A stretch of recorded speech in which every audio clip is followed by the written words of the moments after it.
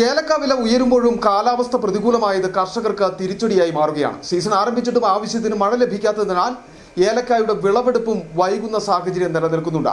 ഒപ്പം രോഗ കീടബാധയും വലിയ പ്രതിസന്ധിയാണ് സൃഷ്ടിക്കുന്നതെന്നും കർഷകർ പറയും. ഇടുക്കിയിലെ ഏലം കർഷകർ പ്രതിസന്ധിയിലാണ്.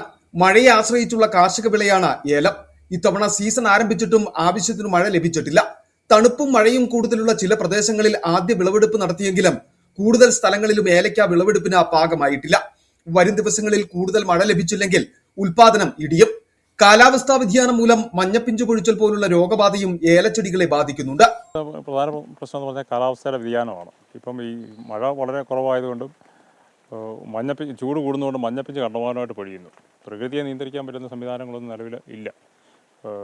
ഈ കാലാവസ്ഥ അനുകൂലമായിട്ട് ഏതാണ്ട് 28 ഡിഗ്രിയിൽ താഴെ നിന്നാൽ മാത്രമേ ഏലത്തിലെ കാ സെറ്റാവുള്ളൂ.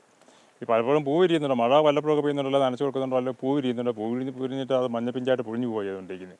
ഇപ്പോൾ ഈ കഴിഞ്ഞ ആഴ്ച കൊണ്ട് തന്നെ എനിക്ക് ഏതാണ്ട് ഒരു റൗണ്ട് കായ തോട്ടത്തിൽ, എനിക്ക് 4 ഏക്കർ സ്ഥലമുള്ളത്, ഒരു റൗണ്ട് കായ എടുക്കാനുള്ള മുഴുവൻ പൊഴിഞ്ഞു പോയി ചെയ്തു. പലതരത്തിലുള്ള മരുന്നുകളും വളങ്ങളൊക്കെ മാറി ചെയ്യുന്നുണ്ടെന്ന് പറഞ്ഞാൽ അതിനെ നിയന്ത്രിക്കാനായിട്ട് പറ്റുന്നില്ല. അനുകൂലമായ കാലാവസ്ഥയില്ലാത്തതിനാൽ ഏലച്ചെടികളിൽ പൂ വിരിയുന്നില്ല. കനത്ത മഴ പ്രതീക്ഷിച്ച് തോട്ടങ്ങളിൽ കുമ്മായവും സൾഫറും ഒക്കെ പ്രയോഗിച്ചതും തിരിച്ചടിയായി. ഈ മാസം ആദ്യം 2300 രൂപയായിരുന്നു ഏലക്കയുടെ വിലയെങ്കിൽ ഇപ്പോൾ 2700 മുകളിലാണ് വില. വില ഉയരുമ്പോഴും കാലാവസ്ഥാ വ്യതിയാനം തിരിച്ചടിയാകുമെന്ന ആശങ്കയിലാണ് കർഷകർ. City vision, Kattappana.